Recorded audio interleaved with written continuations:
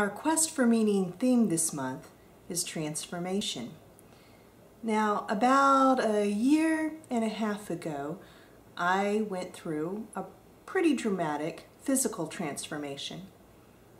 It was all my own choice. I went from having waist-length hair to shaving my head. A lot of people, my mom included, thought that I was crazy. But there were also some people who not only did not think that I was crazy, they did it with me. See, we were raising money for St. Baldrick's, which is a foundation that funds childhood cancer research. Now, I obviously had a very rational reason for doing this. I have a stake in the matter. My daughter is a 2-time childhood cancer survivor. But I have to confess, I also did it for a very personal to me reason. See, I was talking about this idea of doing this fundraiser with several friends of mine, and one of them, a woman named Marty, immediately said, "I'm in." Immediately. And she had really beautiful hair too. She didn't even hesitate. And I realized, I want to be like that. I want to be the kind of person who would be willing to shave their head for charity. Now, I didn't know how to go about becoming this person. Were there books that I could read, or classes I could go to, or maybe there was some kind of new spiritual practice that I could try? While I was trying to figure all that out, I went ahead and scheduled the event. And the day got here, and I still hadn't figured out how to become that person, but it didn't matter. We all shaved our heads. And amazingly, I became that person. So, yes, there are some shortcuts to personal transformation. It's an interesting idea to think about the person whom you want to become. What would that person do? And then do it. Shaving my head changed me. And I think that it changed me more on the inside than it did my personal appearance.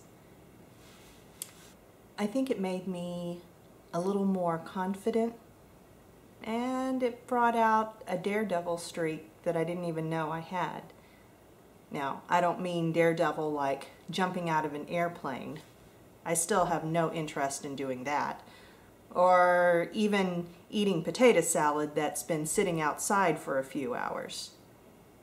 No, the daredevil side that it brought out in me was more about a kind of a confidence, and a confidence that maybe some of my crazy ideas weren't so crazy. And so during that next year, I found myself doing things that before I probably wouldn't have done, and if I had done them, I sure would have hesitated a lot more. I guess I just kind of figured, why not? I could always look in the mirror and see that shaved head. Why not?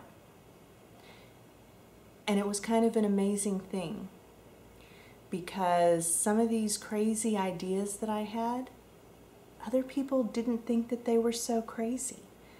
And they joined in, and we made some changes in our community.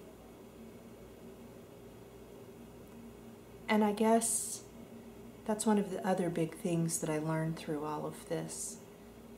You know, you hear things about changing your life and changing the world, and I think that I always thought that first you had to change your life. Like I would need to become stronger, braver, smarter than I am, and then, only then, could I try to change the world.